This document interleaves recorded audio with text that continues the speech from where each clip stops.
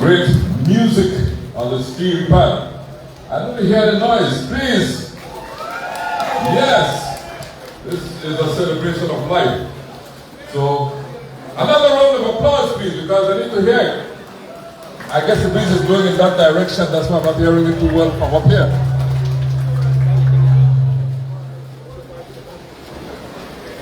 We've come to the part of our program this evening where we'll be starting to ask different people to pay tribute to our dear brother G.A. Harrison Pilgrim. I have a program, and I have some folks that will be calling on, but the program says, Speaker number 1, René Villanueva Sr. That's what it says, right here, Speaker number 1, René Villanueva Sr.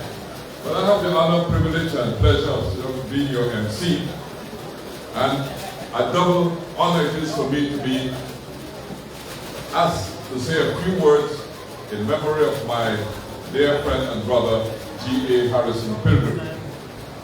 And I go with the whole G.A. Harrison Pilgrim because I know most of us call him R.P. But for me it was always, right, G.A. Harrison, where they gone? You know, that kind of thing there. Right, G.A. Harrison, back to G.A. Harrison.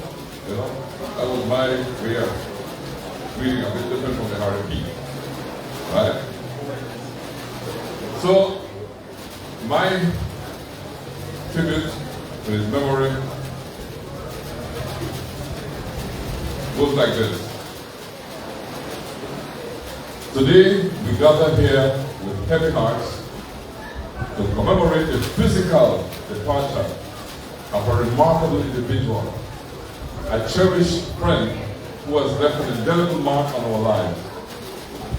It is with great sorrow that we bid farewell to someone who was more than just a friend. He's a beacon of light, a source of inspiration, and a true companion. G.A. Harrison Pilgrim, affectionately known to me as G.A. Harrison or R.A.B. So, R.A.B. possessed an extraordinary spirit that effortlessly touched the lives of many around him. He had an uncanny ability to bring laughter to even the gloomiest of days, to uplift our spirits with his infectious enthusiasm, and to lend a listening ear when we needed it most. His presence was a balm to our souls, and his absence now leaves an immense void that cannot be filled. But let us remember the remarkable qualities that made him so special. He had an incredible zest for life, embracing every moment with unwavering optimism and a sense of adventure. His unwavering support, empathy, and understanding were unparalleled. Harry's passing reminds us of the fragile nature of life and the importance of cherishing the time we have with those we hold dear. Let us honor his memory by embracing his values. His values being kind, compassionate, and understanding towards one another. Let us strive to fill the void he has left behind by extending a helping hand to those in need, just as G.A. Harrison would have done. Though he may no longer be physically present with us, his legacy lives on through the memories we hold dear. Each smile shared, each laughter echoed, and each moment cherished will forever be a testament to his beautiful soul.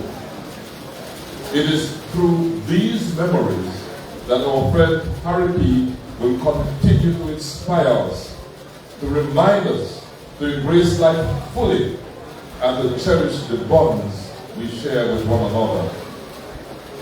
Let us find solace in the collective support we offer one another. May we find strength in unity and comfort in the memories we share.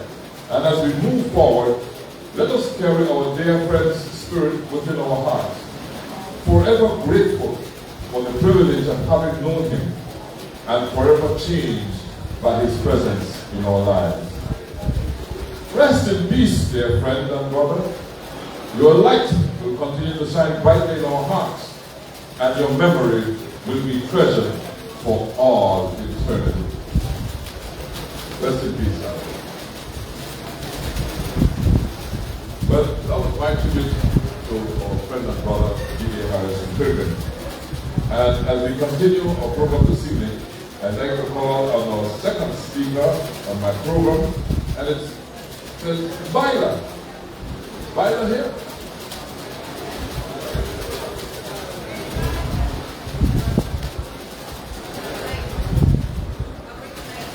Okay, bring the mic. Okay, let me give you the microphone. And you can take the microphone.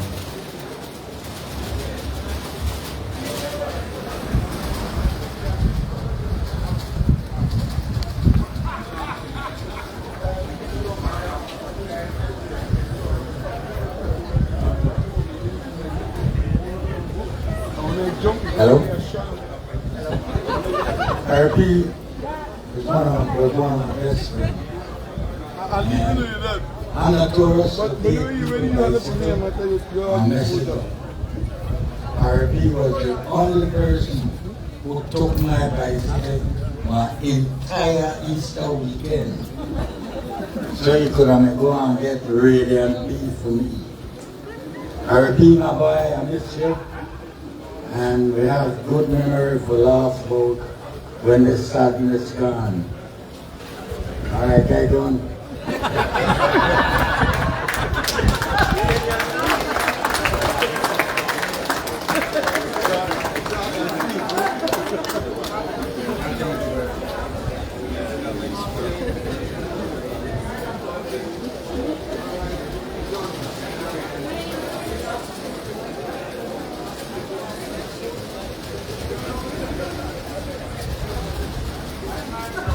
Thank you so much, my mother.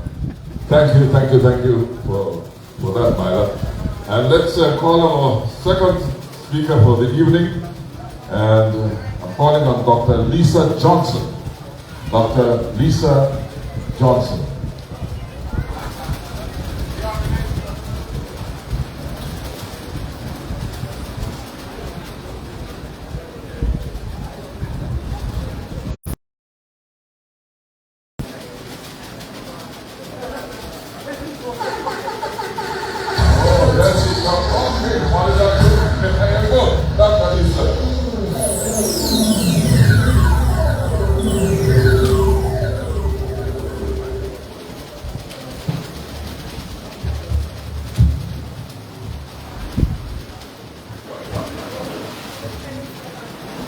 Good night, everybody. Good night.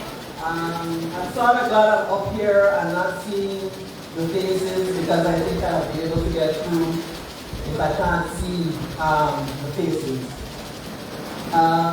The first thing that I would like to say is that anything that ever involved Harry B had more life than this. We're here to celebrate him. And even tomorrow we'll be here to celebrate him. And so he never did anything quietly on a small scale. But the first thing I would like to say is that I'd like to read one verse of a poem by Dylan Thomas. Do not go gentle into that good night. Old age should burn and rave at close of day. Rage, rage against the dying of the light. Now, Harry was someone that I've known all my life. He was my father's best friend. And everyone here knows that if Harry B called you his ballet, you were, and he was ever present, ever standing. in the 1990s, late 90s, I was doing my surgical residency at the University Hospital of the West Indies. Harry would make occasional trips to Jamaica, and he didn't always tell my mother when he was going on these trips, depending on why he was making the trip. And so this one time after Shirley Johnson had made it known to him that that would not stand, he presented himself at corner 39th Street and said, he's going to Jamaica, is there anything they would like to send? And so my mother sent her usual care package. And so one day I am doing my work as usual, going between the operating theater and the surgical wards, of which there were 4. And one afternoon I went on to the ward 5, I can remember, and the nurse in charge came over to me all excited and said, Dr. Johnson, you just missed your godfather. Now, I had one official godfather that I knew about, Lennox Roberto, and I knew that he wasn't the one whom I just missed. So I said, really? Yes, and but you know, he was just such a wonderful man. And, you know, we were telling him, the other nurses and I, how could he be your godfather? I mean, look at your hair, you're practically all gray and he's all black and he looks, and they went on to describe. So of course I knew they were talking about Harry B. And it took me half an hour of having to listen to those nurses speak about Harry B before I actually got the message that Harry B left. And there are 4 surgical wards. And when I did my afternoon rounds, every nurse on every surgical ward, Dr. Johnson, did you know that your godfather was looking for you? Yes. Nice, yes, nice man. Oh, he was so, he chatted with us. Yes. Do you have a message for me? No? Okay. And so that entire afternoon, and I think that's a story that I can tell everywhere, and that shows you what, just a little snippet of what Harry B was like. I can say that I thought that if anyone was going to beat that accident, it would have been him. His determination, his guts, I think, were on question and unparalleled. In fact, he is one of the persons in my life, if not the only person, that I would hazard a guess and say lived a Shakespearean life. That gentleman, that person, that Harry B, think of him. Think of all the qualities that you can assign to him. And one would have to go to literature written hundreds of years ago to find his equal. I will surely miss him and hope that he and my mom and my dad are having fun somewhere, or at least him and my dad. My mom probably saying, you know, you two break it up. Thank you very much.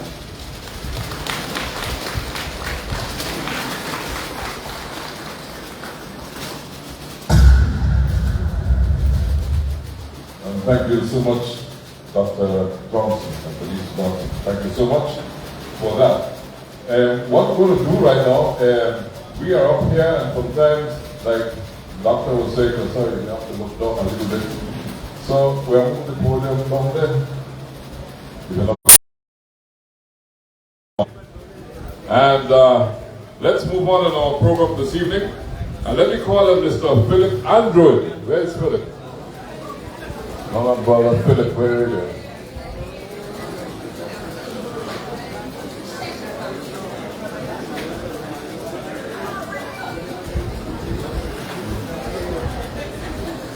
All right. Let's move on again.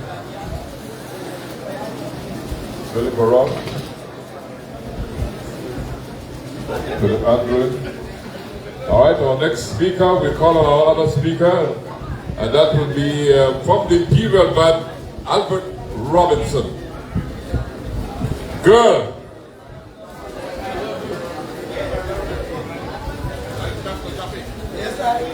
Light up the topic. Yeah, good evening, everyone. Good evening. The only person I know is Spec Fans is Harold P. Yes, but folks, good night, and with enough respect to each and every one of you. And I don't want to say that I am sad, but we all use the word that we were saddened to hear of the departure of our deceased brother. Sometimes things happen that we don't expect, but we got to respect what happened when it happens. Because first of all, we always say that we have to give thanks for his life.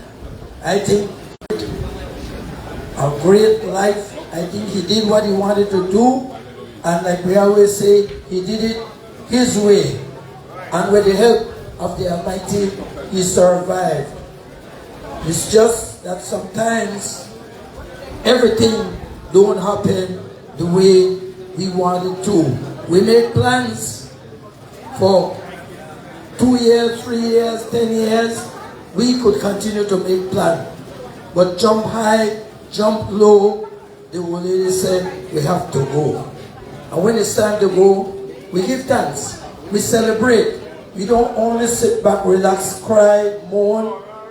Because like what René said earlier, that he wanted us to have fun.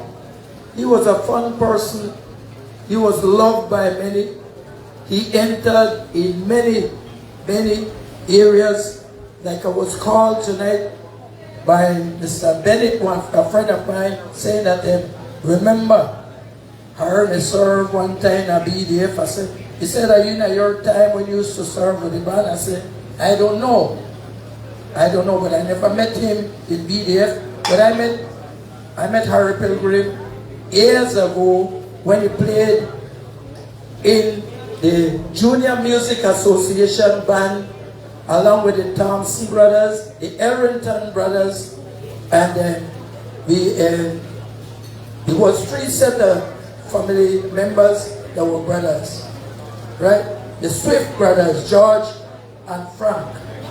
And I could recall that he was an excellent musician, along with our former Prime Minister, Dean Oliver Barrow. Dean also played music.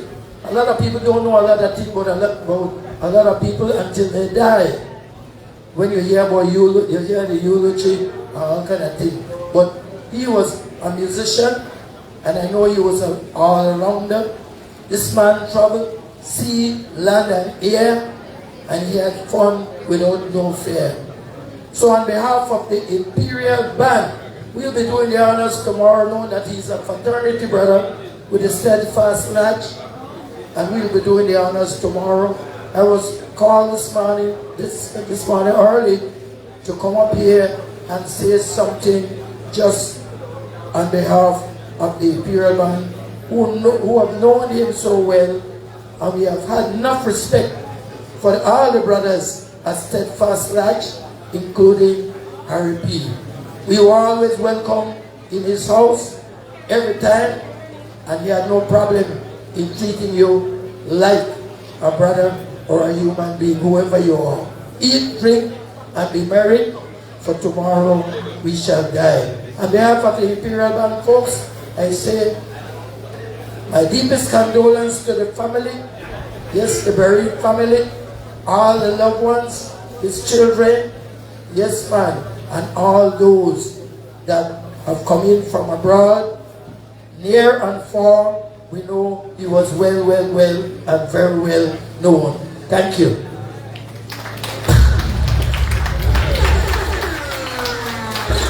Thank you so much, Albert Robinson from the Imperial Band. And now let's turn to our next speaker. And I'm supposed to call them Tux and Eloise. Tux and Eloise, are you here? You're on my program, so let's hope you're here. Tux and Eloise.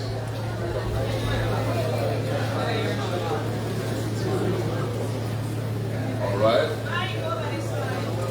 Wait. All right. So, if they are not available right now, we move on. Oh, they're coming. Tux and Eloise.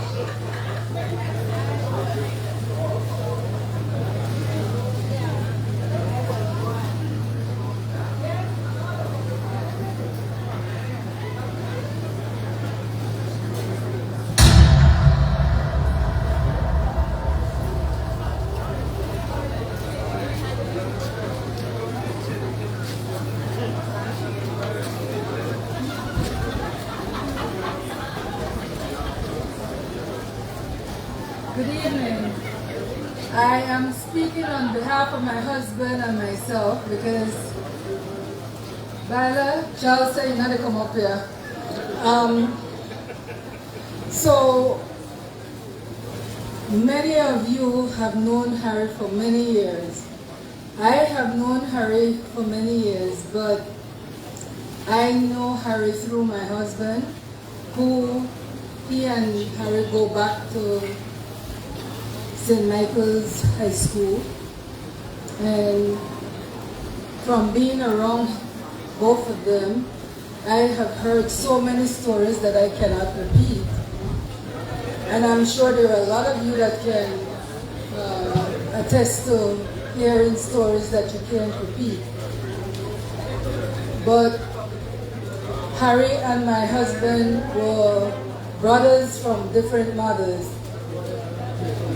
Whenever we got into Belize, Harry was there. If 2 nights passed and Harry didn't show up, I would say, Charles, Harry gone someplace. He said, yes, he's in Jamaica, he's in Cayman, he's in Cancun, wherever.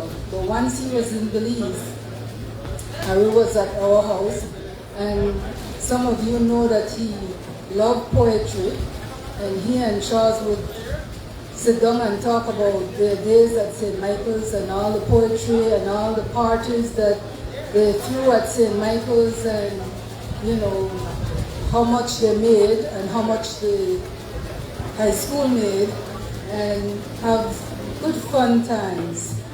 Harry, above all, was a dedicated Christian.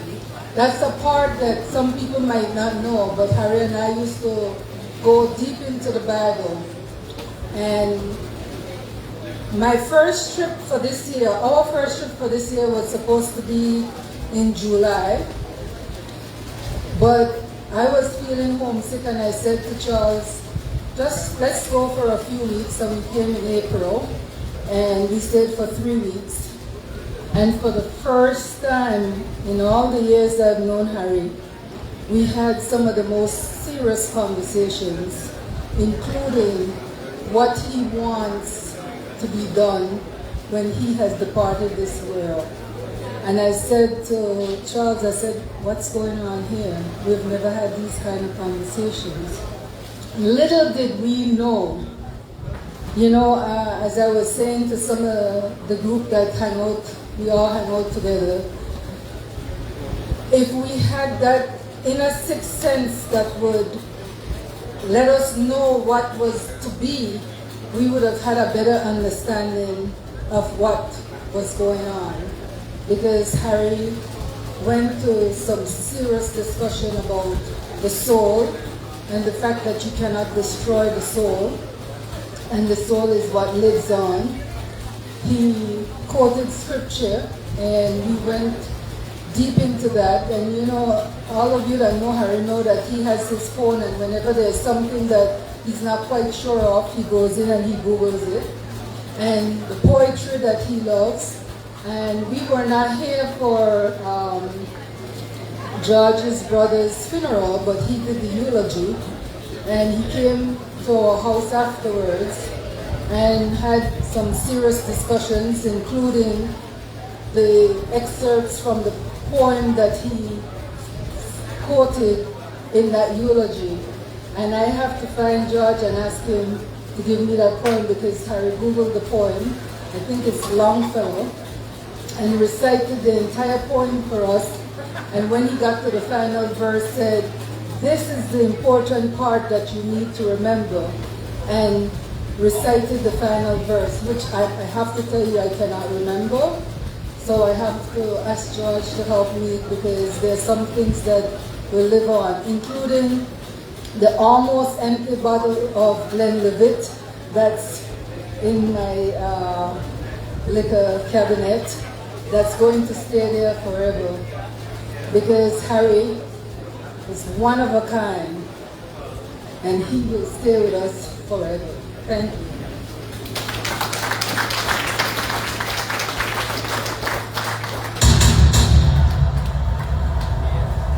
Thank you so much, Eloise, speaking on behalf of Tux as well. And moving on my program, I have Arden Landy Diego. Give him a round of applause. Arden Landy Diego.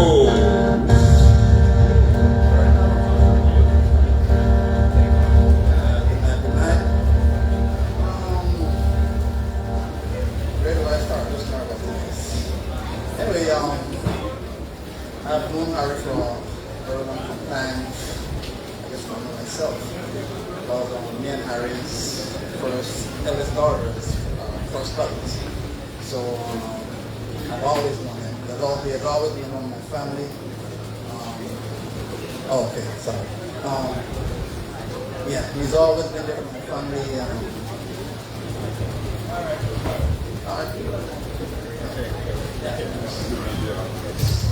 So the thing with Harry is very nice to him, very generous. Because very generous person.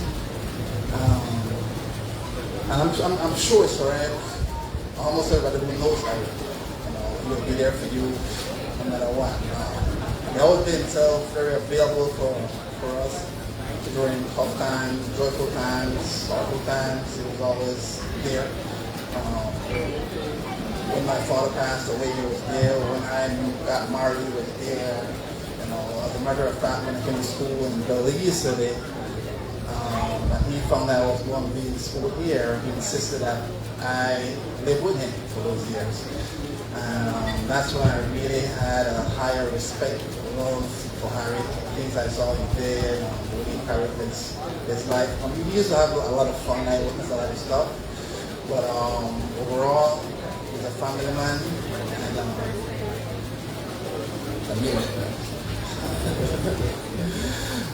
Sorry about the picture. Yeah.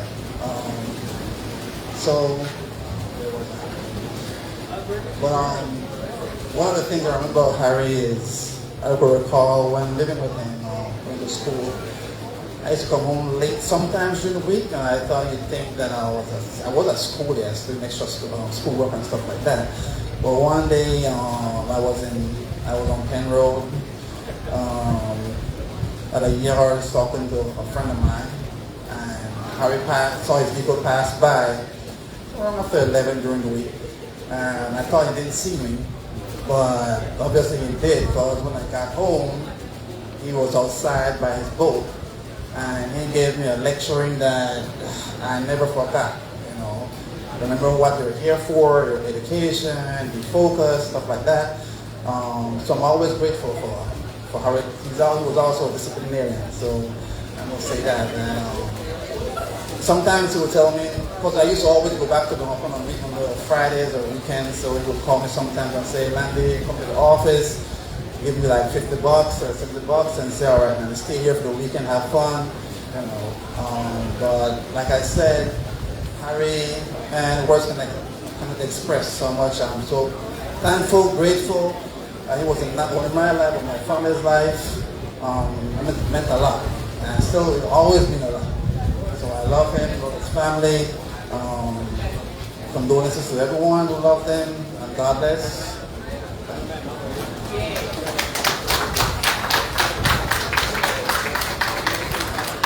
Well done, well said there, Arden Landy Diego. You know, you mentioned the word love just now, and that word love is very important because that's how Harry P. felt towards all of us. He loved all of us, right? And in return, all of us loved him, and we're here to prove and show our love for him. So, in his memory, let us raise a round of applause, please, for Harry P. Right. In darkness, love sees. In times of silence, love hears. In times of doubt, love hopes. In times of sorrow, love heals. And in all times, love remembers. May time soften the pain until all that remains is the warmth and of the memories and the love we will always feel for the one and only Harry B. All right. Let's give you some entertainment, and then we'll be back with more tributes to his memory. So at this time I call once again on Alexander Evans to provide us with some more entertainment. A few selections here by the one and only Alex. Receive him with a round of applause, please, ladies and gentlemen. And entertainment.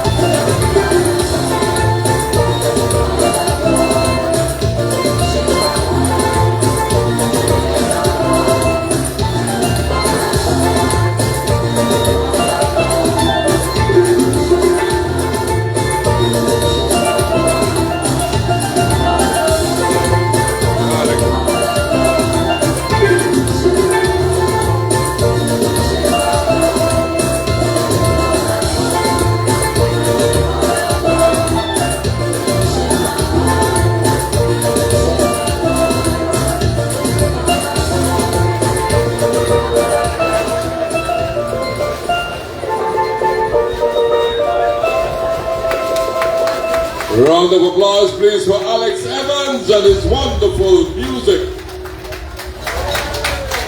Now, ladies and gentlemen, this is what I wanted to do. There are many vacant seats at the front here. Please step forward. This is our final segment with presentations and tributes to our friend and brother G.A. Harrison Pilgrim. So could you kindly occupy these seats right here front of me, please, for at least the next half an hour or so. Please, por favor. Can I get those at the back to come to the front?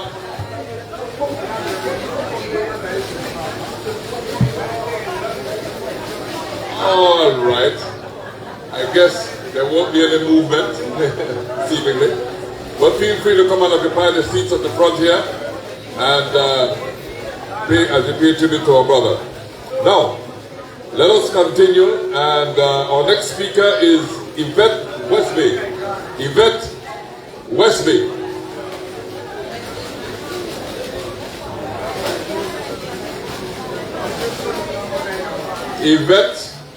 Yvette Westby.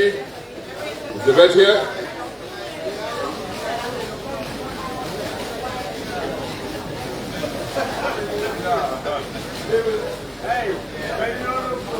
Ellison, I'm going to ask you to be my eyes here, please, so when I call the speakers, you could identify them. Because I have no problem, so let's move on. Esther McField. Esther McField.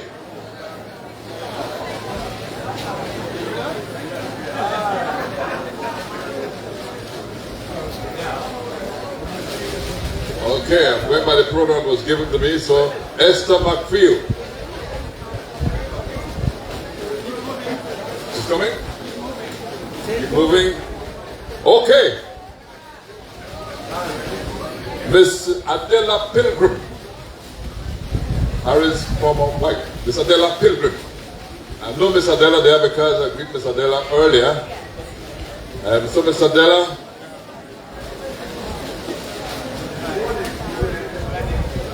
and here she comes. Mrs. Adela Pilgrim.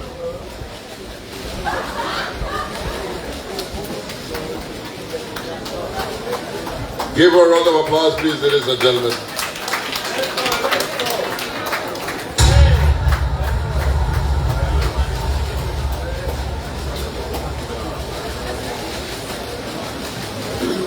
Good evening, family and friends. I want to extend a heartfelt thank you for being here to join us, showing us all the love and support at this very difficult time. I listened to the previous presenters and I said, well, where do I begin? When they asked me to say something. And on a lighter note, I said, you know, I started to reminisce all over again. And I said, I'd like to share this with you. When I first met Harry, I was working in Belmopan, and when I returned home, he was a teacher at Corozal High School. Then the person he called just before I came up here, Esther McField, she's my sister. And he was her teacher. And so being the older sister, when I returned, I would sit in a corner and hear her and a classmate gossiping like, you know, high school kids would do. Girl, you may know Harry came out so and so last night. Girl, you may know Harry this and Harry. So eventually, then she went on, oh, they were gonna open a discotheque. And did you know that Harry P had been the DJ? So eventually I said, who the hell is this Harry P? I don't meet her, but I don't like her. And I eventually, one day I was driving. I worked not very far from the college where he taught.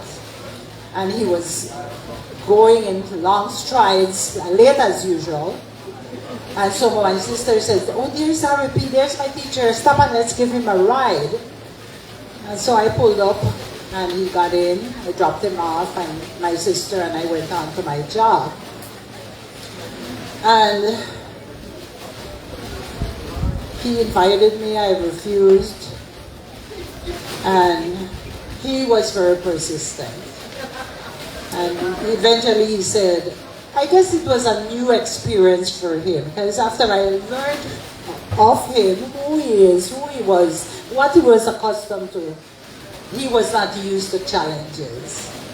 And so he said to me eventually, he said, I feel that something worth having is worth fighting for. So he was unrelentless. We eventually got married, and I fast forward to one of the happiest moments of our lives is when I presented him with a son. And I will close with this when I share a part of that episode. Going to the hospital, he said, before getting to that part, it is in those days when you had your landline and 50% of the time it's not working. And he thought it was time for me to go to the hospital. And I said, no, I'm not going to the hospital because I'm not going and coming back. So Lisa, who presented earlier, who is a close family friend, her mom was the DNO, and so he picked up the phone to call her. The phone wasn't working, so he drove over to their place and said, so, Miss Johnson. And she advised him, take her immediately to the hospital. On the way to the hospital, I was reluctant to go, and he said, no worries, no time, I will carry back the suitcase. And we had agreed, or he asked me, if it's a girl, I want you to name her. If it's a boy, I will name him. So on our way to the hospital, he asked me if I came up with a name. I said, is there any time we talk about name? Well, I never did ask him what name he chose. It was at that point that he brought up the subject, and I guess he already knew if it was a boy, what it was going to be, what he would be called. And so he was in Hogs Heaven when he was told he had a son, and then he announced what he was going to name him. And so all his friends, and they all know who they are. I mean, he was out buying cigars and celebrating, and so I'm happy that I was that part of his life, brought him joy at that point. And we share lots more wonderful time, not too wonderful time, but such is life. And we had a special bond, even if we didn't see each other for months, don't talk to each other for weeks. We had that silent reassurance that he was there for me and I was there for him. He went on with his life, I went on with my life. And I was there at the time of his passing. And so I felt that I was there with him to the bitter end. So thank you for listening to my contribution.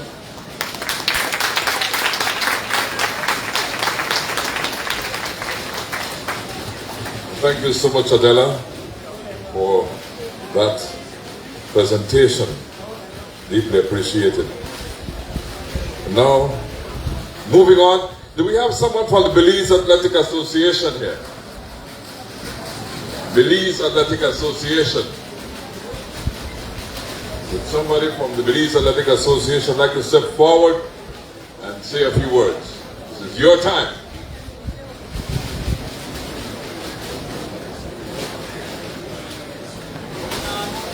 Again, going one, going twice. I see your hand raised. Kindly step forward. Anybody on behalf of the Belize Athletic Association? Well, moving on. Diversified life solutions. I'm familiar with that. Some of we got insurance policy there, all kind of things. Right? Diversified Life Solutions. Let's call on any member or all the staff if they want to come up of DLS. Come up and pay tribute to the late boss and founder.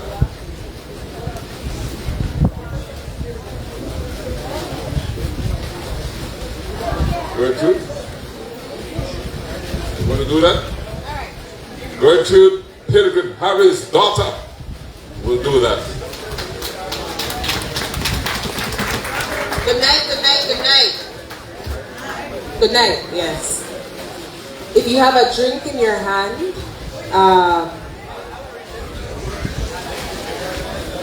if you have, I know, let me move, stay in the camera frame. Okay. Those who are feeding their bellies, DJ, if you could play some nice, please. Attention, attention, attention.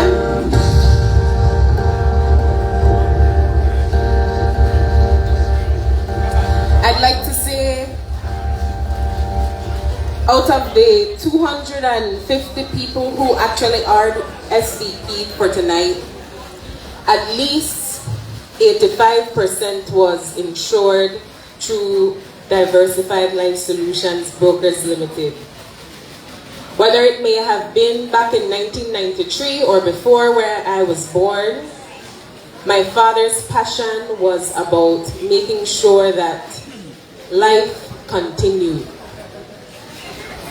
It was about making sure that his friends, his family, regardless if he is here, could carry on. I stand firm on behalf of my staff, on behalf of my team, on behalf of the family that he has toiled over 45 plus years, became a legend, was one of the founders of insurance at Diversified Life Solutions, before Allied Solutions, before Sagicor became Sagicor, before the day before time.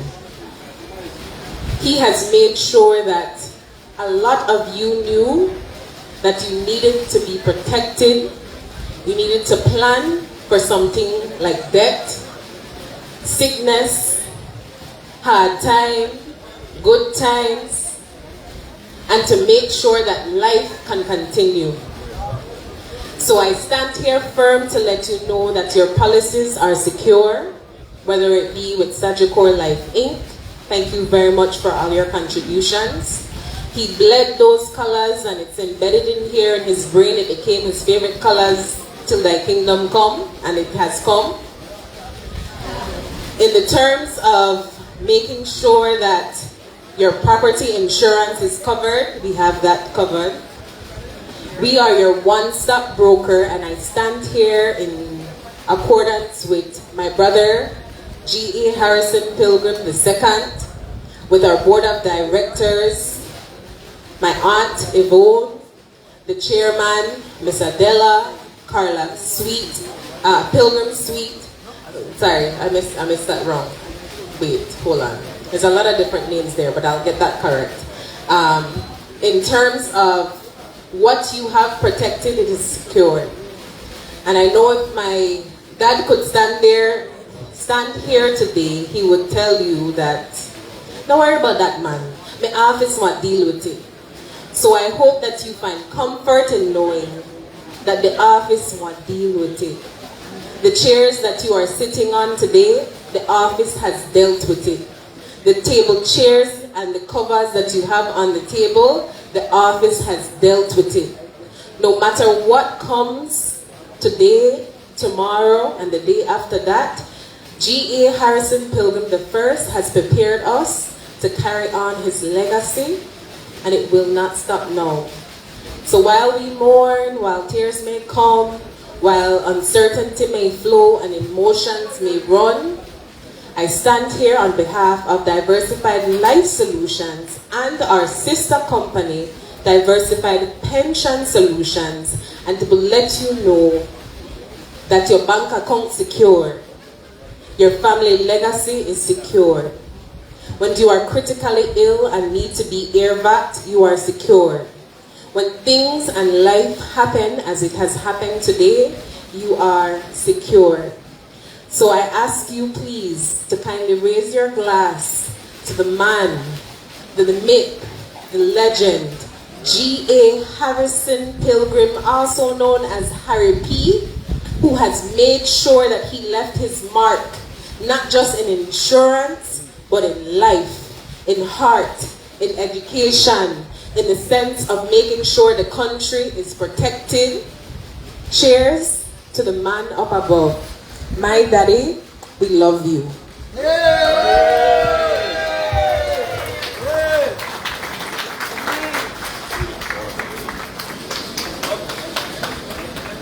Ladies and gentlemen, truly deserves a tremendous round of applause for her presentation just now. Well done, Trudy. Right? Well done on behalf of BLS. Now, is George Swift here? George Swift is the next person that is on my program. Is he here? I cannot recall. He's here? Oh, it's Sir George! You're here! Ladies and gentlemen, let's welcome George Swift to the podium.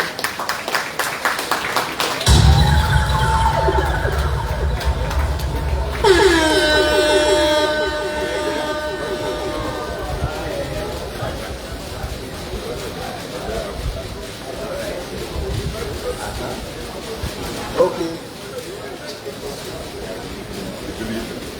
Hi, good evening. I did get here late because for whatever reason I was thinking about Harry P. And that if this was a key trip and he said we'd start at 7, you could have bet your bottom dollar that that trip would have left about 8:30. Alright? But I'm glad I'm here and that I'm early. And I feel honored to be able to say something to you tonight, albeit briefly, more about the Harry P that I knew. I will remember this, that the first time I got to know who was Harry P was all the way back at a sports game, and he was being coached by a guy who was a high jumper, and I watched Harry P try to jump and I didn't like him.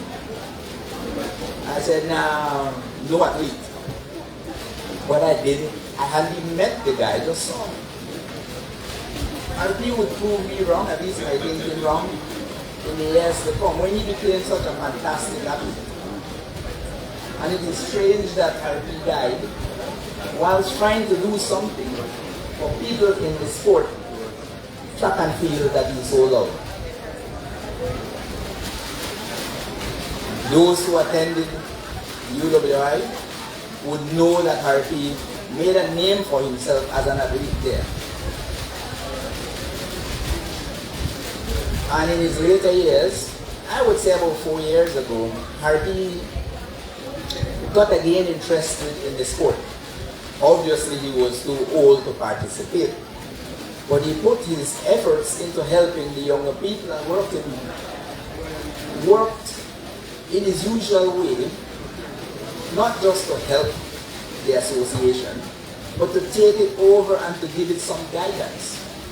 I can remember P getting a bunch of us together and said, this is what I want to do. I want you to join the association and come and vote for me and my team. We want to take it over. And in true fashion, Harry P did. But that was the type of person he was. He was dedicated and he was determined. Imagine Harry P in his 60s deciding that I'm comfortable, I have my first degree, but still he went on to pursue a difficult master's course through the UWI and University of Belize. That was Harry P. But some of the things that will stick out in my mind will be watching Harry P bring his mother to functions that my family would have. And that showed a true commitment to parent. that showed me, well, made me realize that if you want to know something about a person, perhaps it is good that you look at the way they treat their parents. Harry P. loved his mom and showed it. Took her everywhere that he could. Among his friends. Well, he had this knack of having younger friends. For instance, Harry P. and my son became such good friends, I think that perhaps they became more buddies than I. Or maybe I got too old. He stopped inviting me on his boat trips, but invited my son. But he not only was this determined man, this guy who was totally committed to his children and made it his duty to give them that guidance, particularly as it relates to education. He was a never quit kind of person. I can remember Harvey, over the past 2 years, saying to me, speaking to me, but intending the sentiment for all his friends. And now that I think about it, it started when COVID visited with us. Harvey would say very, very often, we have got to spend more time together. He said it more recently in this year. We've got to spend more time together. During COVID times, he was not bored, but he lived that, if you like, creed that he had built up for himself. We've got to spend more time. He would leave his house and drive to mine, and we would sit on the veranda, drink no more than 2 beers, and just talk and run jokes. I can remember spending so much time in Harvey's kitchen. Not cooking, you know, but just shooting the breeze and perhaps drinking a bottle or two of wine. That was the Pilgrim that I got to know. He was a loyal friend. He sought to give guidance not only to his children, but people he considered to be his close friends. Harvey called me one day, about maybe 5 years ago, and said, George, I saw something in the newspaper. They are advertising a course for mediators. You should do that. You will make a good mediator. Well, I listened, I took the course, and I've been busy with it ever since, thanks to Harvey.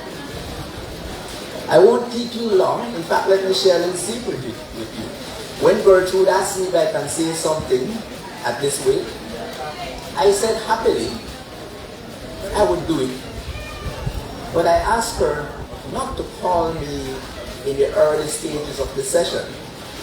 You see, what I wanted to do was to give others a chance to speak, and then I would come up here and say, I can identify with all the good things that have been said about Harvey. That would short my speech that's already too long. But I would rely on one other thing. That a lot of things that I can recall of Harvey could not be said in an audience like this, you see. Hold on.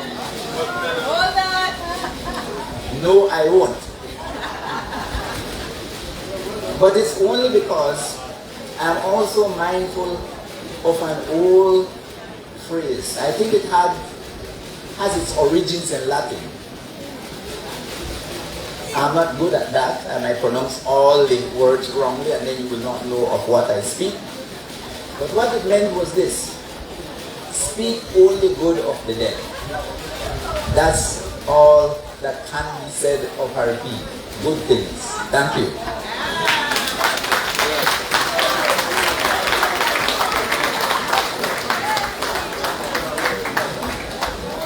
Ladies and gentlemen, George Swift. Now, what we'll do right now is allow a few of you, if anyone is in the audience who might want to say a few words, we will open up the floor to you at this time, and then after that we'll be calling on the family, the Sweet family, and of course Harry's children to come forward immediately after. So at this time, the floor is open for who would like to say a few words. Make it as brief as you possibly can, but as interesting as you possibly can too. So, coming, please step up. All right? Introduce yourself. That's the best way to do it.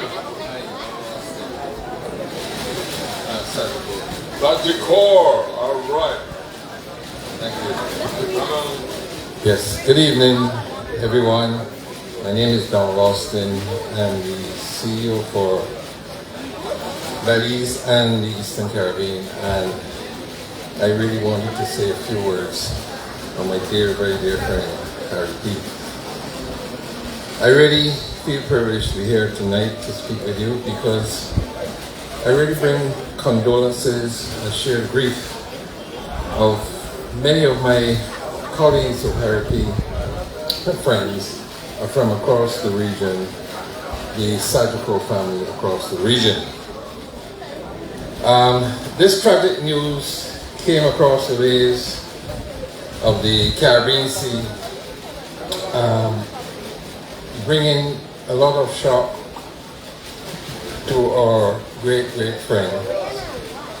And for many of us, we would have seen Harry over the last year or so, really either at our annual awards or about a year ago in Barbados, or at the various conferences and meetings that we all began attending since the relief of the pandemic and everything being lifted.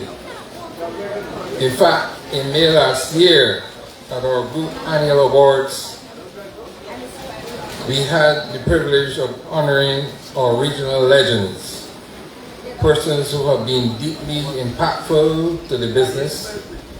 So we were fortunate to have together not just persons who would have worked with Harry recently, but many of his colleagues, certainly since he joined the Sajiko family back in 1978. Harry himself was honored during that ceremony, and we are pleased that we would have had the opportunity to let him know at the time how much he was valued by Sajiko in the region. I knew Harry really working in Belize myself for the last 4 years, and along with persons like Trevor Vigo and Sam Benjamin who interacted with him. He was deeply connected to Sajiko's success and was really instrumental in building the brand in Belize. Robert Tresrell, our current president and CEO, was unequivocal in his perspective on Harry.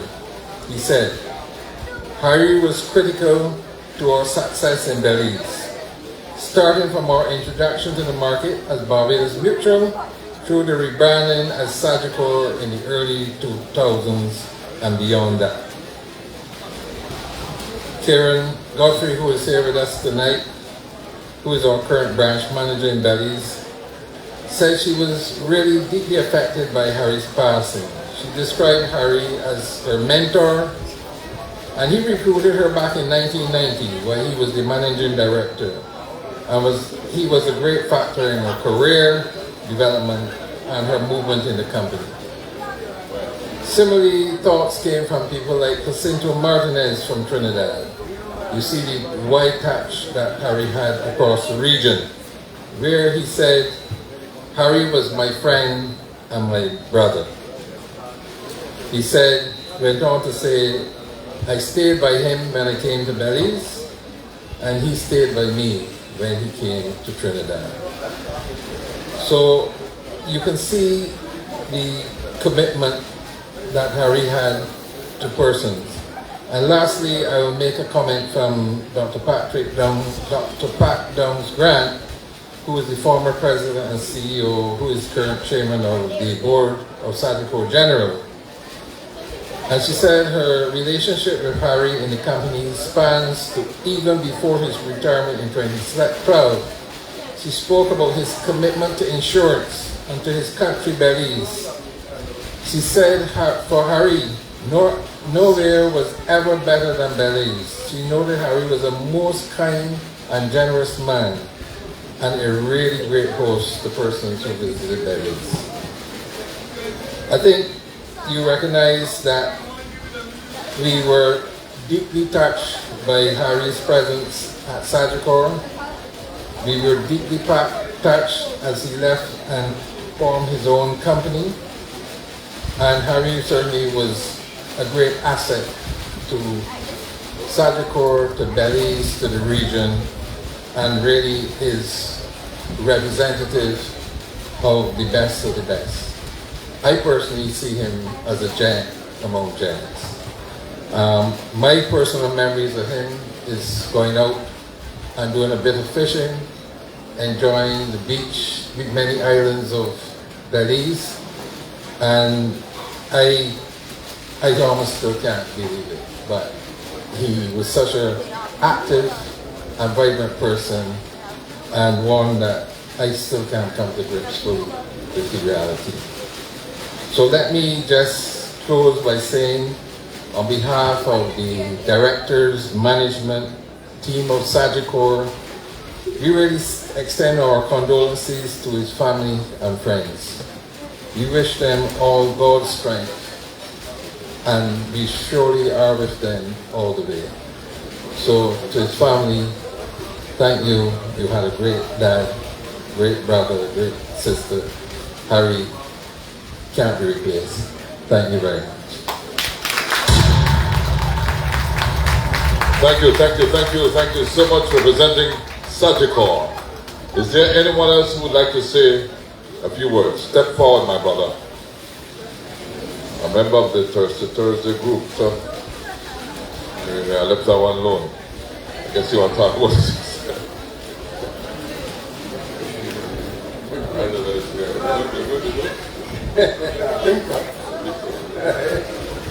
Good night, ladies and gentlemen.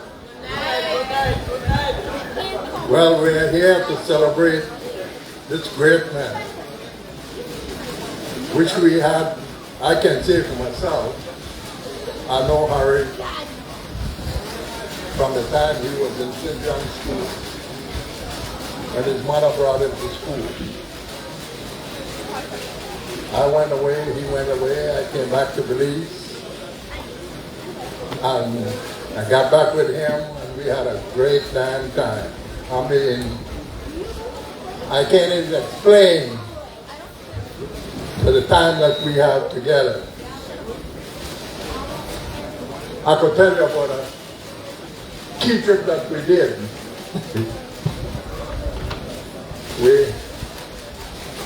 Our good friend had brought a boat to Belize. The boat was housed in a George house, George Swift. The house said, we're going to party, we're going to go to the Keys. We got out there. Didn't know that the boat had problems. We got out there, we got stuck. So we were about 3 miles from St. John's Key. I said, well, I'll tell you what. We're going to carry this boat closer to the shore, and I'm going to put the boat, a rope over the boat, and I'm going to pull this boat to St. John's Key. He said, you got to be damn crazy. I said, you watch me. Oh, I pulled that boat. We were all partying together. He said, boy, you damn crazy. I said, no, but we got to get to St. John's Key. After that, we have the next St. John's Key trip. Came and got me about 9 o'clock one night. What you doing? I said, I ain't doing nothing now. Right? I said, why? He said, let's go to St. John's Key. I said, Harry, we're going to go to St. John's Key. It's on Friday night. I said, ain't nothing going on at St. John's Key. He said, yes, man. What's his name? Bridgewater out there on Club. We're going over to St. John's Key on party out there. I said, yeah. All right, let's go. I don't know where I find the crowd from, but the crowd got. This was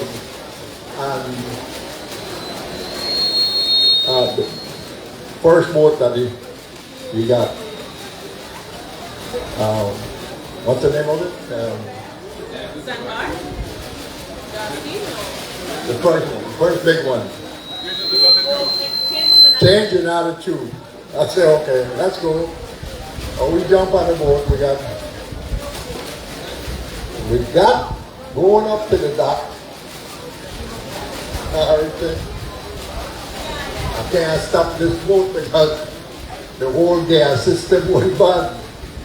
We run that boat through the dock. Everybody was jumping. The whole crowd was on the dock. I didn't see this car coming there. Everybody was on the dock. We turned that whole dock down. I said, oh my God. I said, boy, we live in some damn life. I said, well, Harry, we gonna enjoy this thing. So we suppose I came back that same night, so we had to sleep on the damn boat. Next morning, I said, well, we gotta fix this boat, we gotta get back to Belize. So we start digging up all over the place. I made up something and I got the boat, picked up the gear system, and we came back to Belize. And my last trip that I did for Harry is when he bought the Empress. Came and got me and said, I just bought a boat in Florida. I said, what kind of boat you buy in Florida, Harry? A 53-foot Hanara. Damn, boy. We stepping up. Whoa, boy, this will be some party now. He said, hold on, we got to get the boat here first. I said, okay, let's go to Florida. He drove me and Andrew to Cancun, put us on the plane. We got to Florida. I look on the boat and I said, oh, shit, we ain't gonna make it back to Belize. We got a lot of work on this boat to do. They had the boat among some next boat that we couldn't get out from between where we were. So we finally got out, had to put the boat on the dry dock, change propeller on it. The next thing we know, the whole hydraulic system started acting up. I said, oh, damn. I said, well, we have to fix the hydraulic system. I started fixing it. Andrew had to come back to Belize, so I stayed there by myself. And during the course of my stay there, I went with a heart problem. That's when my heart started acting up on me. I said, oh my God. I got myself to the doctor in Pensacola. The doctor told me, you've got to get to a doctor and see for yourself. I said, well, I got a primary doctor in West Palm Beach, Florida, so I'll go to West Palm Beach. I went up to West Palm Beach. They checked me out. I said, okay. He said, I need to do some work. So, you know, I'm going back to Belize. Doctor said, okay, but don't wait too long. Well, that wait was 2 years after that incident there. My sister, they were down here with the business in detail park.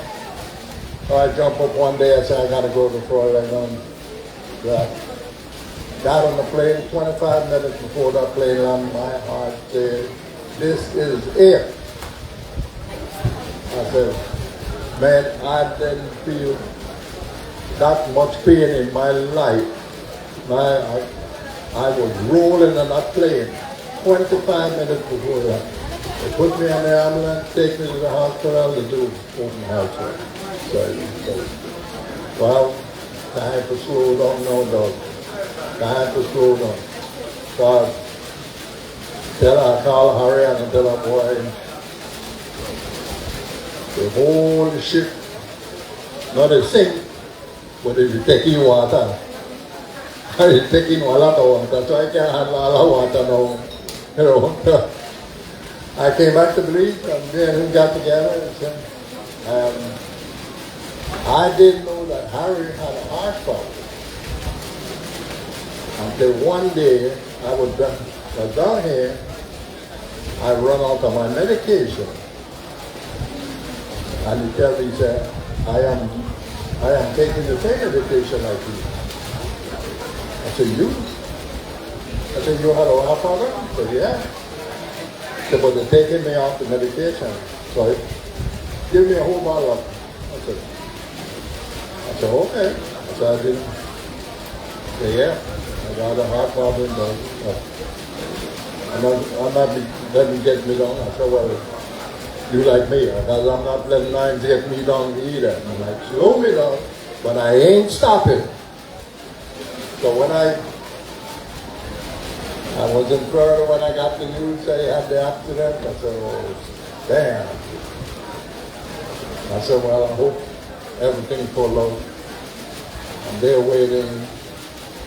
And when they called me back and tell me he passed away, I said, I'm a poor buddy, you're way ahead of me. I said, but I tell you what, we're going to keep this light till running. Because I ain't giving up. And I told Andrew, that whatever you need with those boats, you can call me, I can come in and advise you, and anything you need. And Andrew said, Doug, I would like to throw a nice trip to all the boys them on the boat. I said, that's damn good. I said, I hope I'm around when you throw it. So I'm looking forward to the trip, Andrew. Get all the boys together, we go out and we have fun. Thank you, ladies and gentlemen.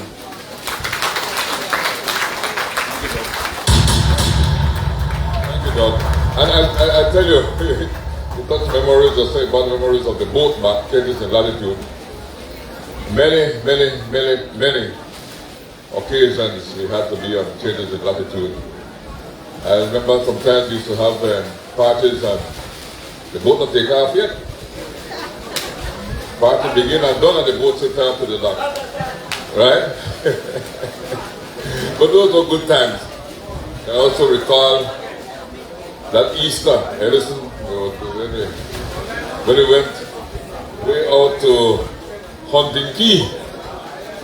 Right? It took us several days to get to Hunting Key because of the no changes in altitude was one of those slow boats. But we didn't mind the speed. We were having fun. Right? So we went all the way to Hunting Key, spent some time on Hunting Key, the eastern Hunting Key, with Harry and Ellison and myself and a few others. And we had a good time, unforgettable time, you know. And we could go on and on like what they said. But anyway, let's continue our program. And I have the open forum right now. Anybody else would like to say something? I'll take maybe one or two more people. Okay.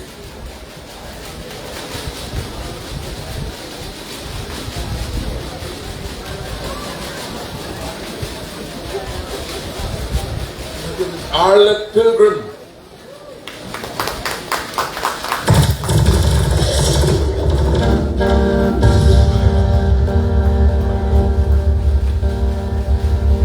Good night, everyone. I'm here from California representing the Pilgrim family in New York and also in California. We want Andrew and all the other siblings to know how hurt we are also, and we're grieving with you guys over the death of our 11th cousin. I'm just here to share a very fond memory of him. I remember when my father passed away, I think that was the first time we officially met. And I just remember how kind he was, and you know, like he took time to comfort us during the time that we were grieving.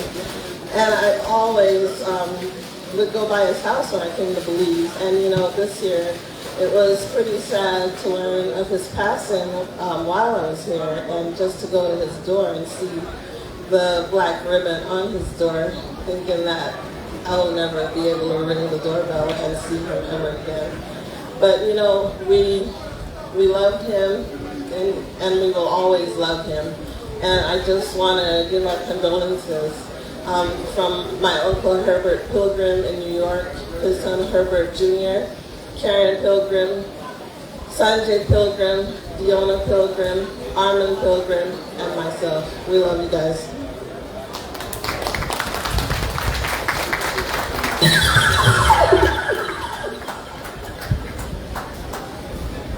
Thank you so much for that. Let's move on. Anyone else who would like to take one or two more comments if you wish to offer them? If not, then where is Girl?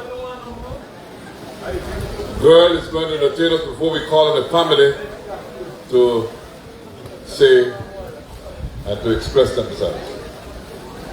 Girl, you ready?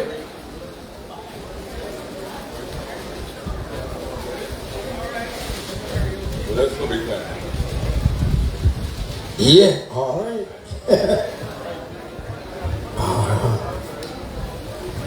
Diane tell me I'm a you a sing. I say I have to get permission. Yes, sir, Gertie. Gertrude. Here we go. Hit it or forget it. Yeah, we gonna do this for the brother because we know he was one in a million. All right.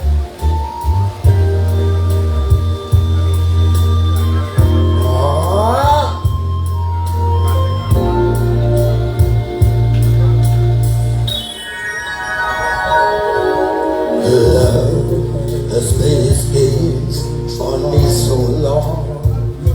I started to believe I'd never find anyone. Don't try to convince me to give in. Said you can win.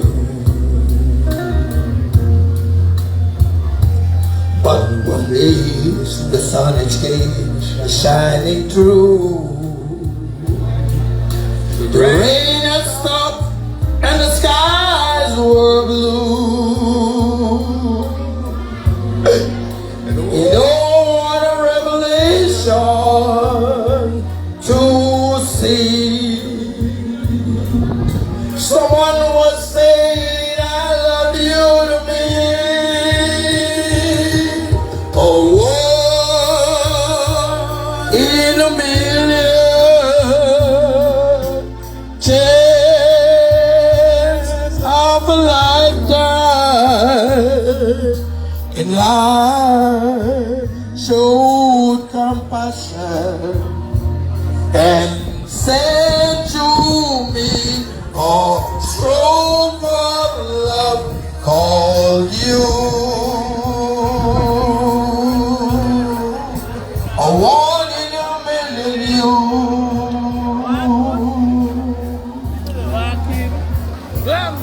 I was a lonely man with empty arms to fill,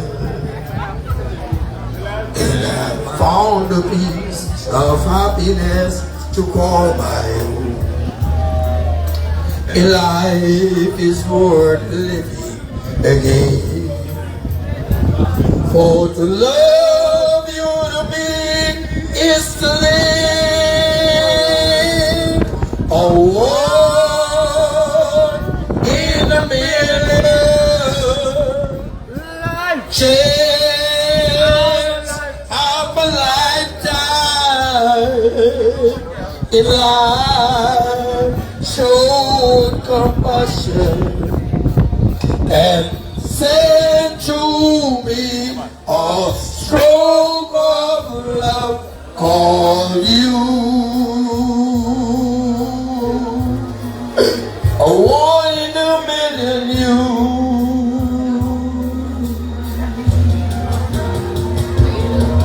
A one in a million chance of a lifetime.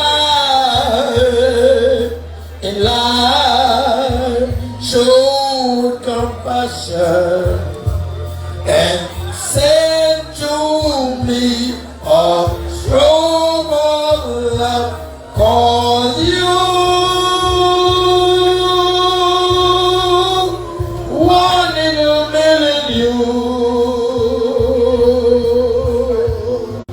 One in a million.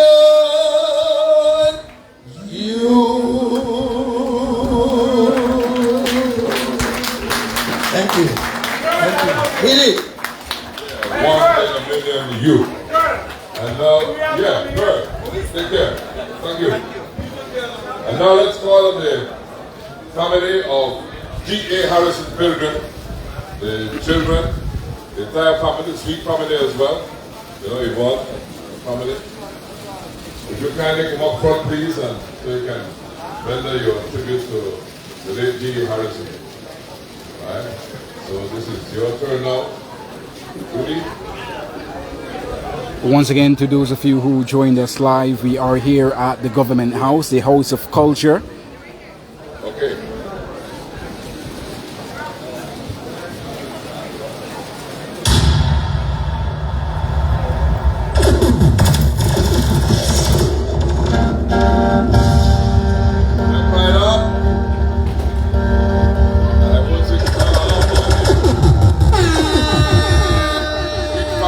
And the Pilgrim family.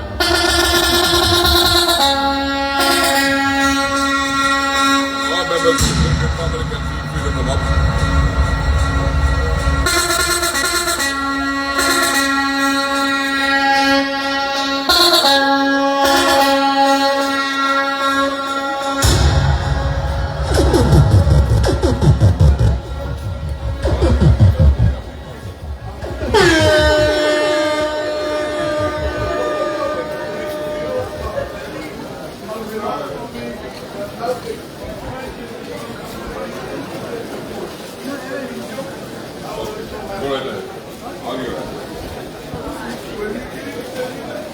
Good night, everyone. I am not happy to be here, obviously, but I'm happy to be here for another reason, so that you can meet, because most of you I know don't know me. I don't know that Harry had this older sister living in Trinidad. I got married to a Trinidadian. I always like to make the joke that I love to eat sweets. And then I got married to a man named Claude Sweet. Good? So, these are Harrison's favorite nephews and niece. The niece feels only one niece, but 3 nephews. And the niece feels that he loved her most because it was only one of her. But one of the boys has this daughter who is trying to get taller than all of us. So my sons are Dr. Rennie Sweet, Dr. Vaughn Sweet. Some of you would know Carla Sweet, who is the wife of Bishop Wright of the Anglican Church. So some of you would know her. And this is my youngest son. Very often, when I tell people that, you say, oh, that's your baby, and he gets very vexed. But this is my youngest son. So this is his Trinidad. This is his Trinidad family. But I his Trinidad family, but I'm a Belizean. Welcome to Belize. Welcome to Belize. I have not been here many times, obviously, as much as I would have liked to be here. But I do come across sometimes to visit Harry and to enjoy the beautiful waters around Belize. When I'm in Trinidad, I tell my friends over there that there's no water that is as sweet as the water around the Keys. So if you want good waters to swim in, to relax in, I tell them go to Belize.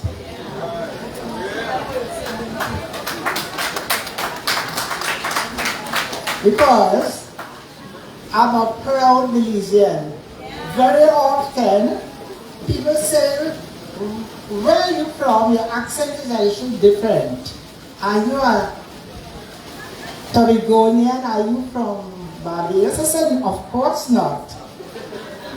I'm from Belize in Central America.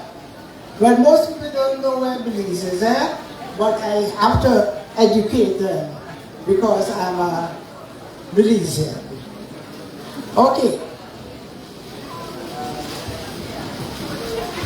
I bring greetings also, not only from my family, but I bring greetings from Sweet Corral. I don't know how many of you in 2007 and 2012 went to concerts by Sweet Corral.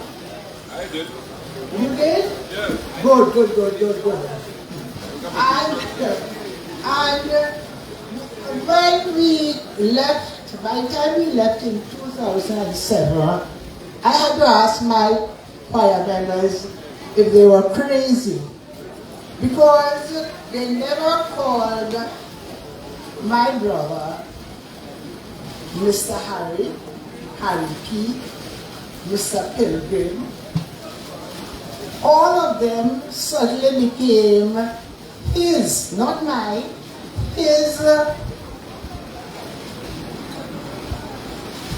nieces and nephews.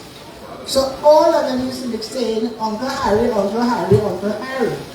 Now Harry was very proud of Sweet Corral and what I did with music, because many of you know, but our mother had a beautiful voice and she played the piano wonderfully. Good. I did my LRSM in music and I taught music. I had choirs and that sort of thing. So Harry was very thrilled by this. And very often he would come down for a Christmas concert in December, because somehow the date I usually got was somewhere near December the 11th. That wonderful brother of mine was born on December 11th. Sorry. I'm mixing up, because I'm mixing up my brother's birthday with my son's birthday. His birthday is December the 11th, and Harry's birthday is December the 6th. But this is his godson. Besides being his God. So I just mixed up that date. It's not a, don't know. So but he used to come down all the time to try to be there for the concerts. And when he came, after the concert was finished, and choir members knew that Harry was there, they didn't even try to change their costume. They rushed to make sure that they could see him, because they loved him so very much. They found him so larger than life. My brother was larger than life, you know what I mean? The things you have heard people say about him this evening. And therefore, he attracted people. He had a fan club. Though there was another choir that came down after our choir. That choir was the UV Chorale, and also the UV Steel came down under the directorship of Mr. Jessel Murray. Since I came across here, I got a phone call from Mr. Murray telling me he had just heard about Harry's death, and he was so devastated. And when he told his choir members who had come down here, they said they will never forget the fabulous hospitality of Harrison Pilgrim.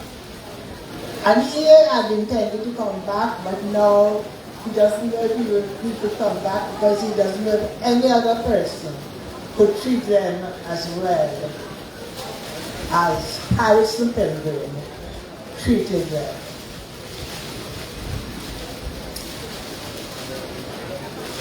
It is amazing that when my brother was born on the 6th of December in 1947, I didn't understand what pregnancy was. I was 6 years old. I'm 6 years older than he is. And I am there in the house, and I see women going outside with buckets of what seemed to be full of blood. It was bloody water. My mother had the baby at home. And I couldn't understand what was happening. And I thought she had died. And that was an awful night because they wouldn't let me see my mother. When they did let me see my mother, they told me I couldn't touch her. And I cried and I cried and I cried. And now Harrison has given me another shock.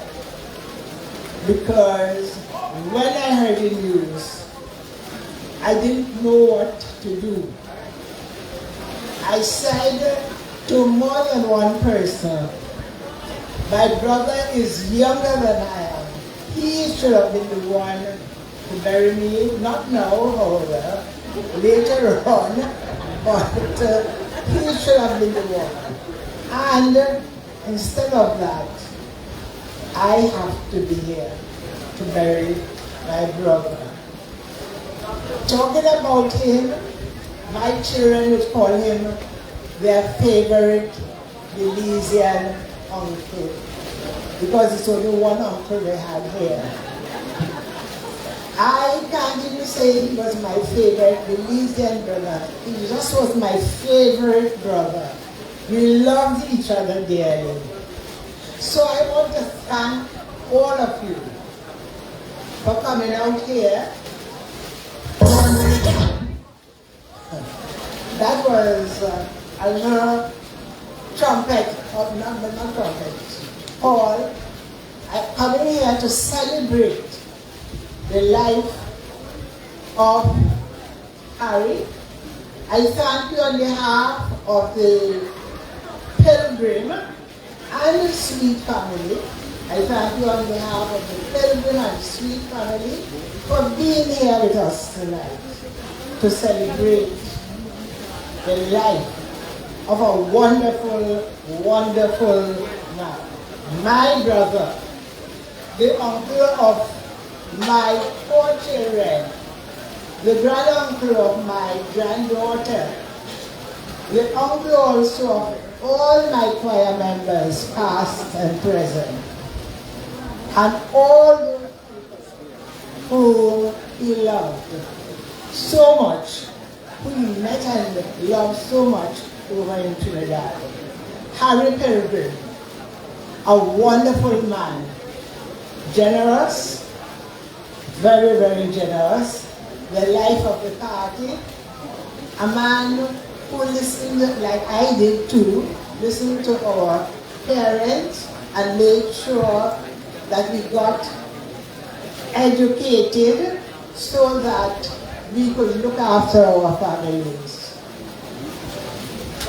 If there are young people here, I encourage you, if you haven't as yet, put education as your goal.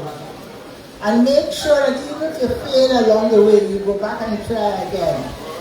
Because if you want to be a giant, a legend, or even just an ordinary person who could look after your family, you have to get that education.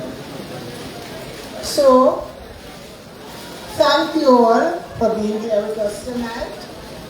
We are very grateful that you have come to be with us. Good night.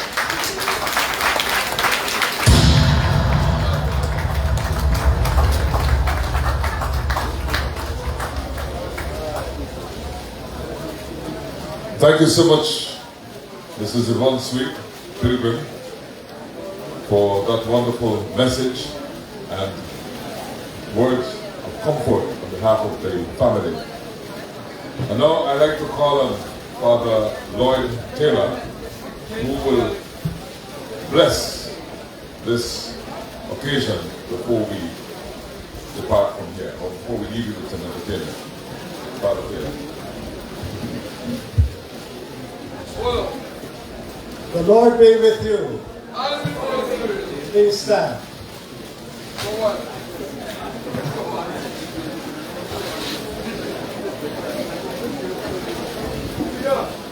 Let us give thanks for the life and work of Harry P. We sing together the doxology as we give thanks to God for his life. Praise God from whom all blessings flow. Praise him, all creatures here below. Praise him above the heavenly host. Praise Father, Son, and Holy Ghost.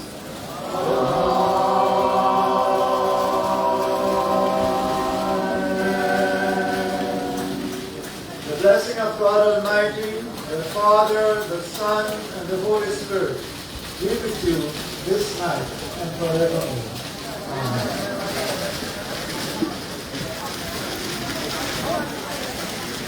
Thank you so much, Father Taylor.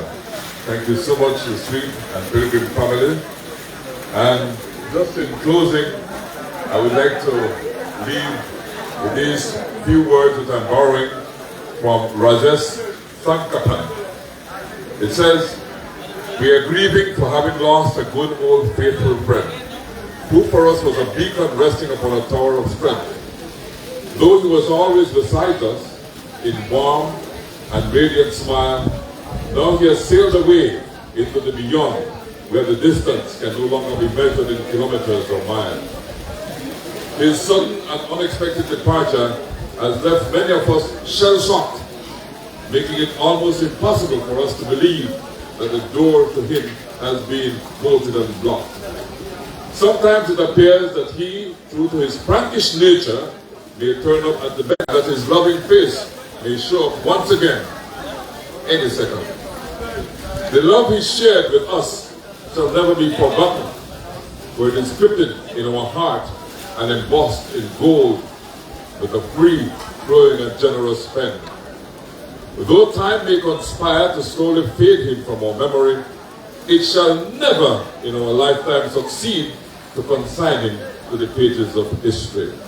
Long live the memory of our departed friend, family, brother, G.A. Harrison Pilgrim, Gilbert Andrew Harrison Pilgrim. The memory will always live on. Thank you so much for being here, ladies and gentlemen, and honoring his memory. Thank you, thank you, thank you, thank you. And we're going to leave you with entertainment now by DJ Brown. Give DJ Brown a round of applause as he takes over and provides the music for the rest of the evening. Thank you again. And thank you for being here.